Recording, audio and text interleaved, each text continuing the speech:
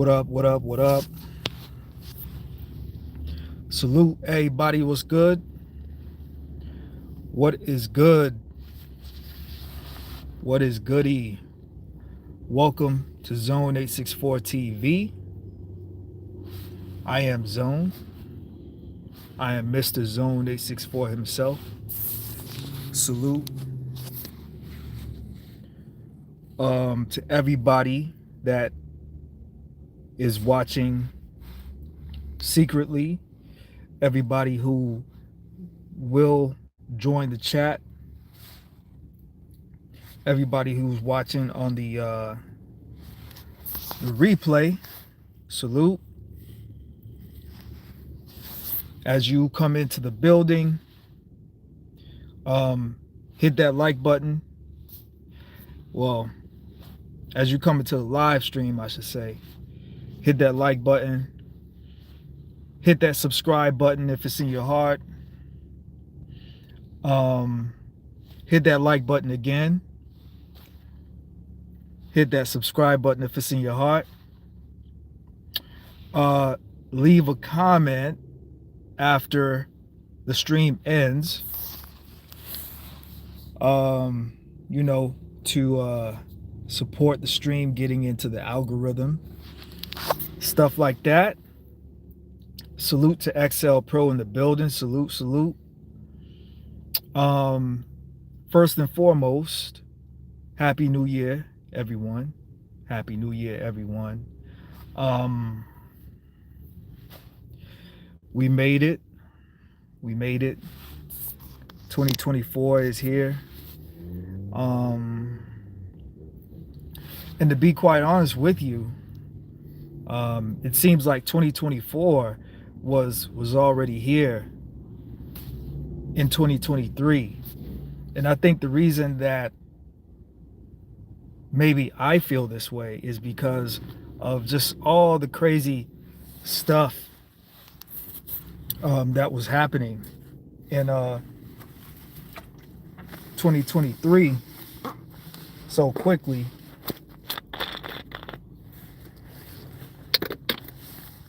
Fuck.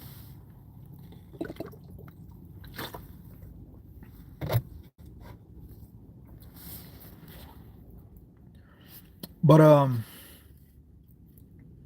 yeah, there's a lot of crazy stuff happening in 2023, and it just felt like it just 2023 was just like a weird, it was a weird vibe, man. 2023, I don't know if it's because it was an odd year or what, but 2023 was definitely it was an odd year.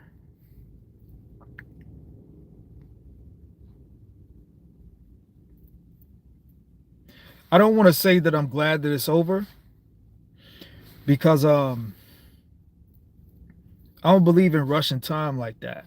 So I believe that we gotta let time, you know, run its course, do its thing. I don't believe in speeding time up. In fact, I would rather, if I could, I would actually rather slow time down than speed time up, because you know, the more we tend to rush time,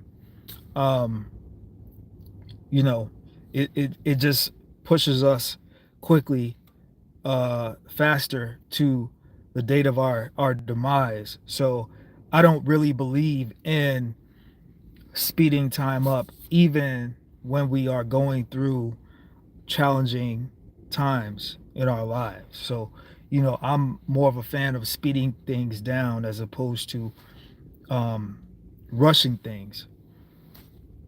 But yeah, we here in 2024. I'm not going to be on this live stream too long. You know, I just wanted to tap in right quick with everyone, you know, and say what's up. You know what I'm saying? First first live stream of the new year. You feel me? Um, yeah, man. So, I look forward to making this year a better year than the previous year. Um, I'm looking forward to making tomorrow better than today.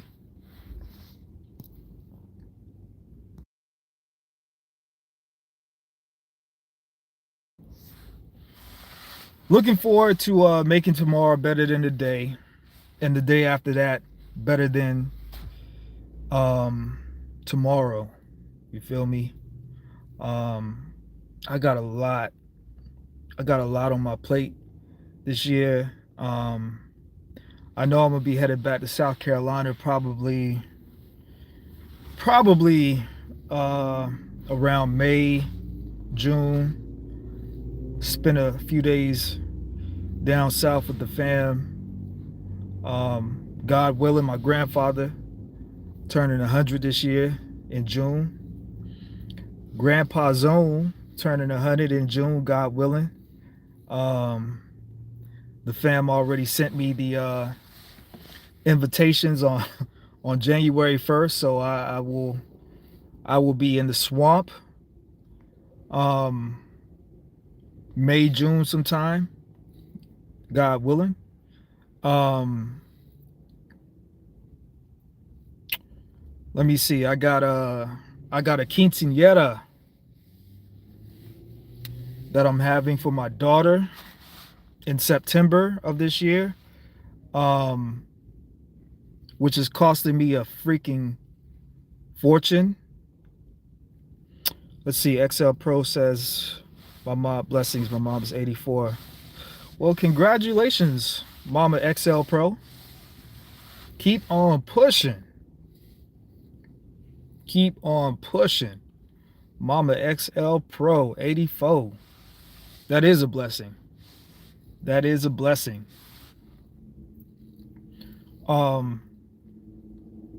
Yeah. So thus far, right off the bat, those are the two, just right off the bat, those are two major things that I gotta get prepared for. Yeah. So I'll be going back to South Carolina later this year. Maybe I'll go back to South Carolina a couple times. I don't know. I'm always kind of iffy. Always kind of weird. I always feel kind of weird going back home. Without my uncle being here. My uncle, my mother's brother.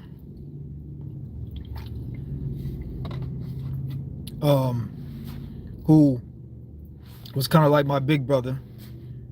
But he was my uncle. Him and my mother were actually born on the same day, 10 years apart. So he was born my mom was born in 70. He was born in 80. So it always feels weird going back home, with him not being here, because, he's one of the people that, I always would look forward to seeing and catching up with and things like that. So yeah, I gotta get back used to that.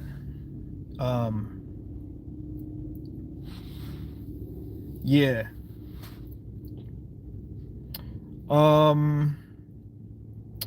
I know in my professional life, right now, I don't have, I don't work at a corporate place. I'm basically an independent contractor. I'm an entrepreneur, so I work when I want to. I don't have to punch a clock, anything like that.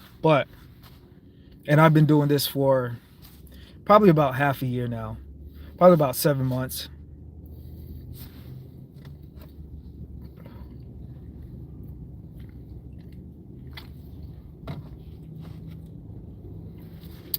Probably about 7 months.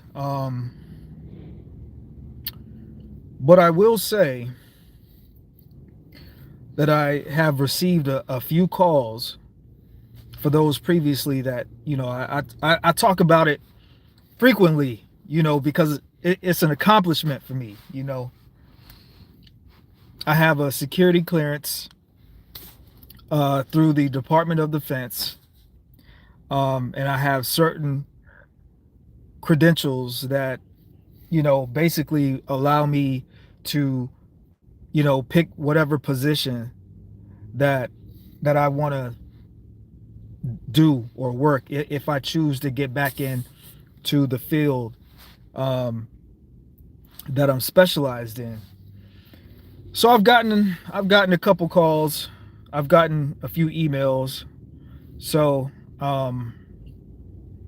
I may look at those offers. I may take them up, you know, if it's actually a benefit to me. If it's a benefit, you know, I might take that up. I don't really like working weekends and shit like that. So I'm gonna tell you right now, if it's any weekends involved, count me out.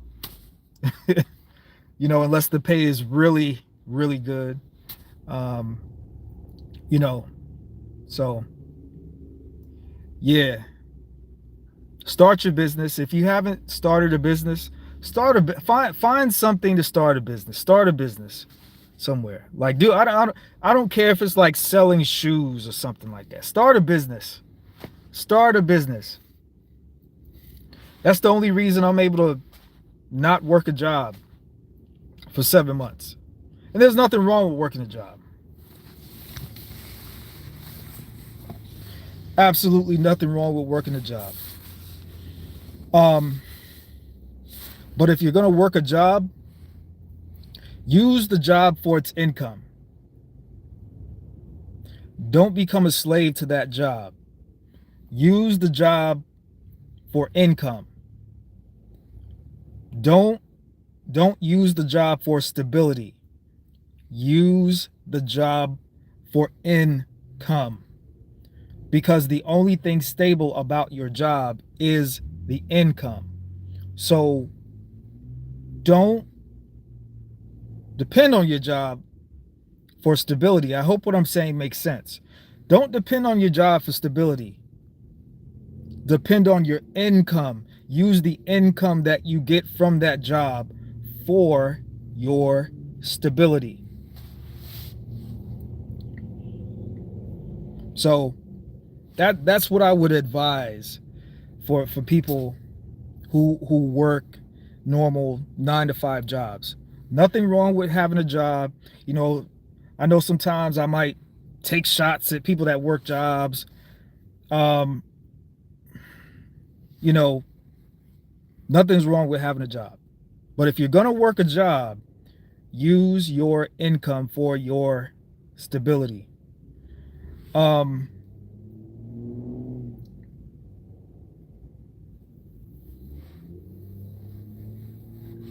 What else? What else? What else? What else?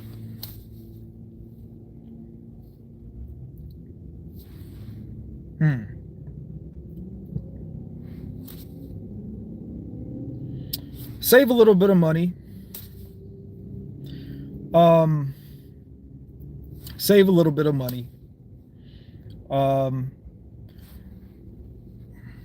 And create sources of income. Save a little bit of money and create sources of income. The reason that I say save a little bit is because we are no longer living in times where saving benefits you tremendously. Now, if this was 1950 or 1960, yeah, saving would benefit you tremendously. But save a little bit of money and create a source of income. Create sources of income if you can. Use Google to figure out how you can create sources of income.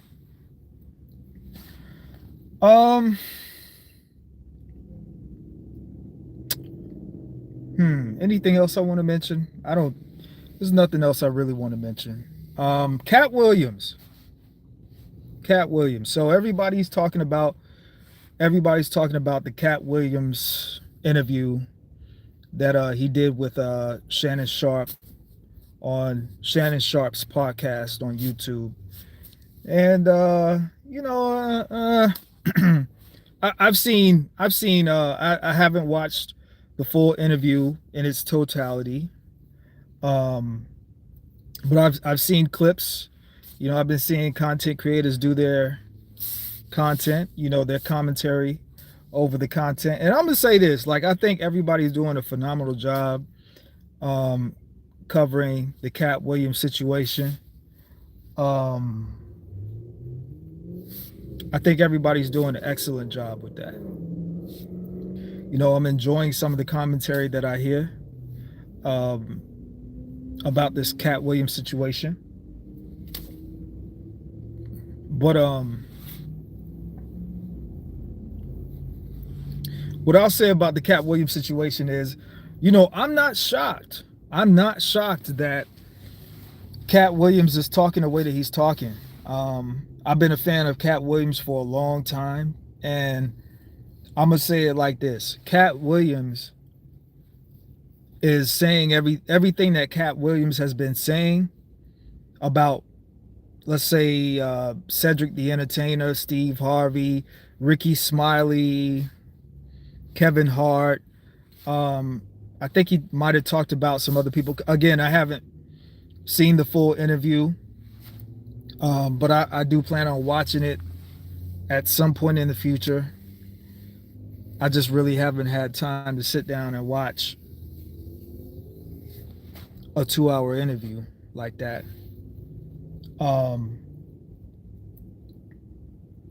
But I'll say this: Katt Williams has been saying everything that Katt Williams is saying right now. He's been saying it for years. The reason why it's going viral right now is because he's saying it on a big platform. Like, all you got to do is just do your Google searches and see what comes up, and you'll see that Katt Williams has been saying the same thing for a while about, shady business and people stealing his material, and people trying to blackball him, people trying to do him dirty. None of this is new. It just seems like it's new because it's on a big platform. I remember Katt Williams talking about the same stuff like a decade ago. You feel me? And I remember when Katt Williams, like, in his earlier days, when he would go on tour, what I remember what Katt Williams used to do is he used to go to radio stations and he used to do interviews. This was before YouTube was really popping like that. And he would do interviews, and sometimes the interviews, they would ask him questions, and he would give them the truth to the questions that they were asking him, but they would always try to say that he's being outrageous because, certain radio stations had allegiances to Steve Harvey, Cedric the Entertainer. Kevin Hart was making his rounds at the time. I think Kevin Hart may have had just maybe like one special out at the time. And, Katt was, everything that he's saying now, he was saying in these radio stations like 10, 12 years ago, before YouTube, really got as popping as it is right now. But from what I heard of the Katt Williams interview, this is what I would take away from that interview. Okay, so I'm in the music business, right? The first contract that I signed, which was the only contract that I signed, was basically to be a ghost musician, basically. it was a musician contract, but it was basically a ghost musician contract. Kind of like when these rappers have ghostwriters, they have people write for them and then they rap what the writer writes. So my first contract that I ever signed when I was about 20, 19, 20, something like that, um, was basically to be a musician for a smaller record label out of California that was connected to labels like Interscope, Universal Music Group, things like that. That was the first deal that I signed. Now, when I signed that deal, I never told my father that I signed that deal. I just told my dad, I'm like, yo, I'm making some money with this music shit. My dad was like, I'm proud of you. Cool, cool, cool, keep doing your thing. Well, where I went wrong was I should have told my dad that I signed a deal.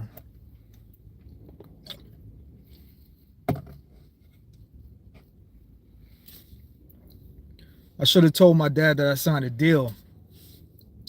The reason why I should have told my dad that I signed that deal was so that he could have a lawyer look at that deal.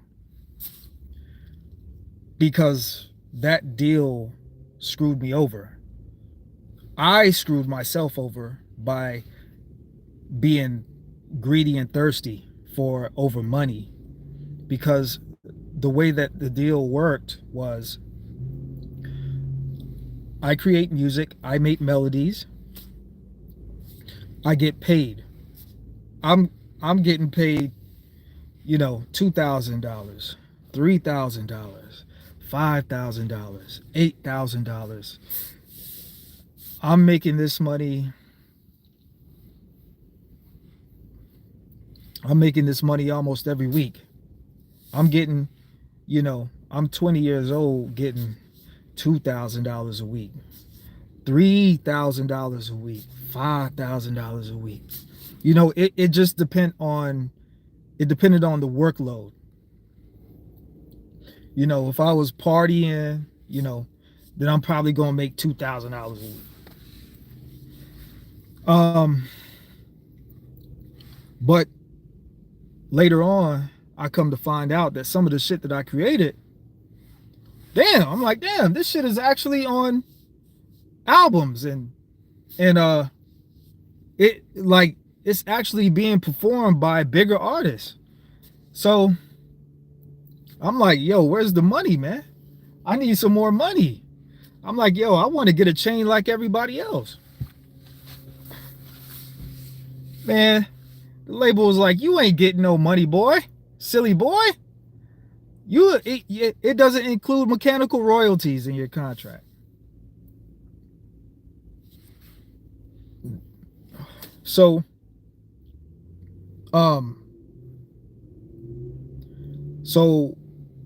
I should have had my dad, instead of just being young and dumb, I should have told my dad so that,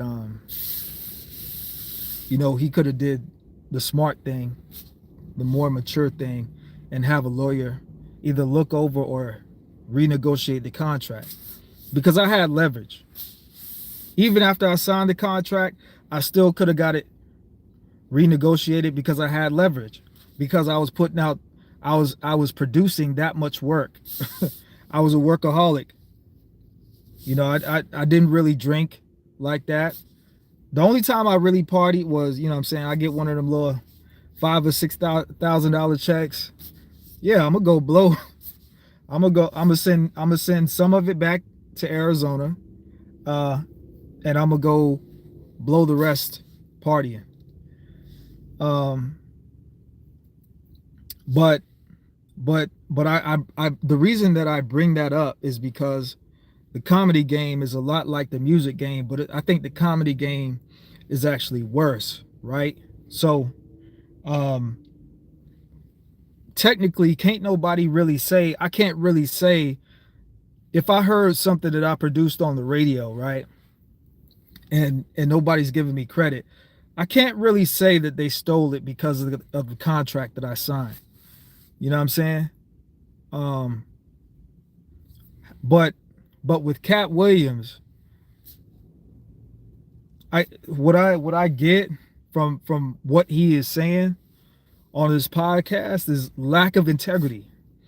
Not everybody is gonna have, you know what I'm saying? Not everybody's gonna have the integrity that you have when it comes to this entertainment game. You know, not everybody's gonna have the integrity. You feel me? When they put that contract in front of me, if they would have told me that I wasn't gonna get no money on the back end, I would have never signed that contract. Now, if you ask me, I understand now that, you know, they didn't have to tell me nothing. But, you know, integrity is when you're doing the right thing for the greater good, for the greater cause. You feel me? And I feel like that's what Katt Williams was talking about when he was talking about Steve Harvey, Cedric the Entertainer, Kevin Hart. Katt, it sounds to me, he don't have a problem with people biting his shit as long as you break bread. As long as you break bread and you give credit where credit is due, and you're not trying to be on some shady shit, I don't think it's a problem. I think Katt's problem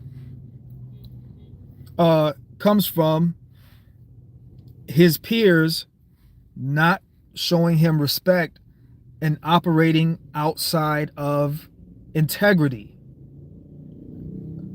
Everything that he said is everything that he's been saying for years. Nothing that Katt Williams is saying is new. Go back, do your Googles. You will see that Katt Williams has been exposing individuals and the industry for well over a decade now. The only reason that you're not really seeing it, you're only seeing it now, is because he did an interview on a big platform that gets a lot of views. His older shit, a lot of it was probably wiped away by Steve Harvey, people that have money because they didn't want their reputations stained. So that's what I think about this Katt Williams interview, is that he's just upset with the fact that it's lack of integrity, right? And the reason that Katt Williams can speak the way that he's speaking is because he's not funded by iHeartRadio and these media corporations and all the BS like Steve Harvey and Cedric and Kevin Hart. Katt Williams is grassroots. That's why you notice when Katt Williams, when he goes on tour, it ain't really no big names on tour with him like that, because a lot of it is him negotiating who's on the tour. You know what I'm saying? A lot of it is some of it is coming out his pocket as well for promotion. You feel me? So that's what it is. Like, I don't think Katt Williams is necessarily mad at a Steve Harvey or a Cedric the Entertainer, because I'm gonna tell you this, right? As a songwriter, if I write for one artist, that song could be, if that artist passes it up, another artist can pick up that song. What a lot of people don't realize with the comedy industry and the music industry, the writing aspect is the same. So Katt Williams said that Cedric the Entertainer stole a joke. Okay, cool. Well, what people don't realize is that Cedric the Entertainer, he doesn't write a lot of his jokes. Cedric is too big to write a lot of these mainstream comedians, with the exceptions of a few. A lot of them, they don't write this shit. So it's a possibility that a writer may have seen something that Katt Williams said or did on stage, and next thing you know, they're giving it to a comedian like Cedric the Entertainer. If you a busy person, you don't got time to be watching whose comedy set is this and who's saying this and that in their comedy set. If you're a person, if you're a person, like for instance, when I was signed in my music contract, right, I was signed to a label as part of a group, right? So in other words, there were a group of producers, there were a group of songwriters, and I didn't have time to focus on what the next individual was doing. I just knew that I had a certain amount of songs or a certain amount of production that I had to get done each week. So when you're focused on your work, you don't have time to focus on what other comedian is saying this or saying that when people are writing for you. So there's a high probability that if you are a comedian that does not write your own material, there's a high probability that a Katt Williams or another comedian is going to come out and say that, hey, this person stole a joke from me. It's very possible. It's very possible.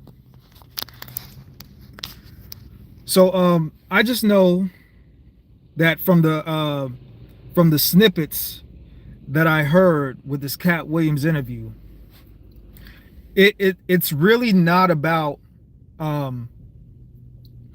the actual individuals. It's about what they are saying and what they're doing.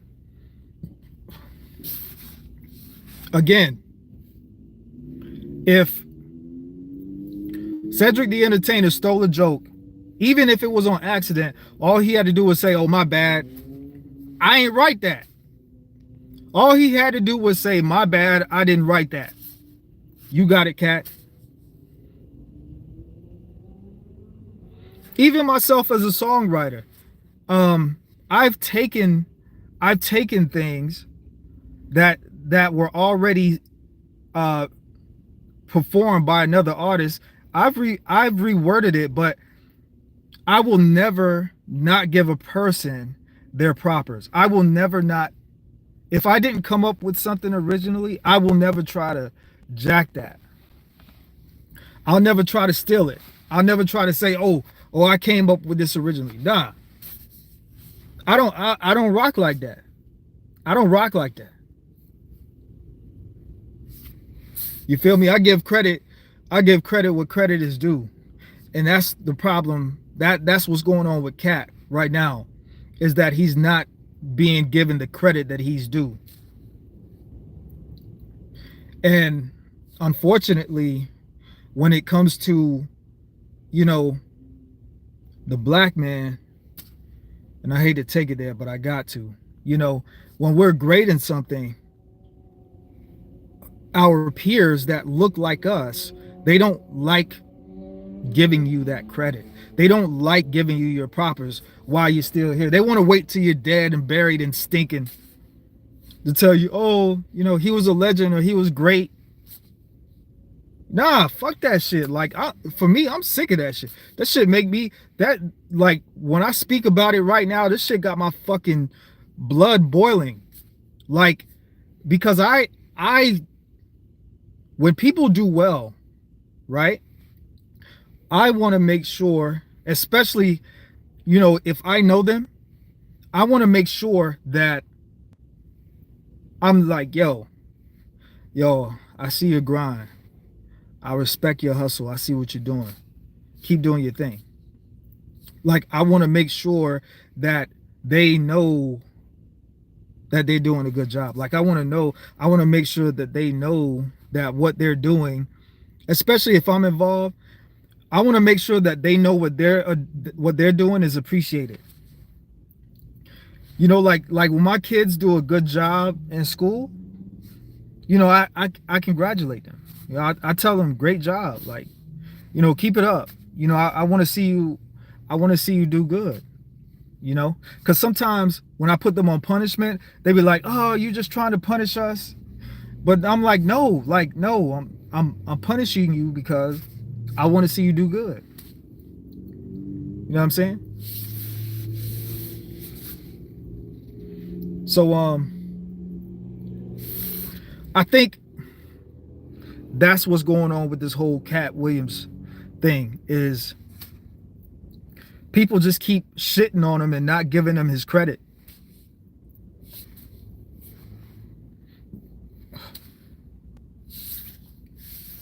Where the credit is due. I think that's what's going on. And he's just, you know what I'm saying, he fed up with it. You know?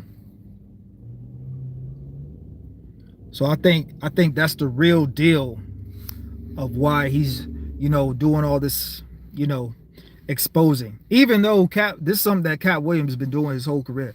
Like nothing that Katt Williams is doing right now is new. Everybody gonna act like it's new because it's content. It's new content.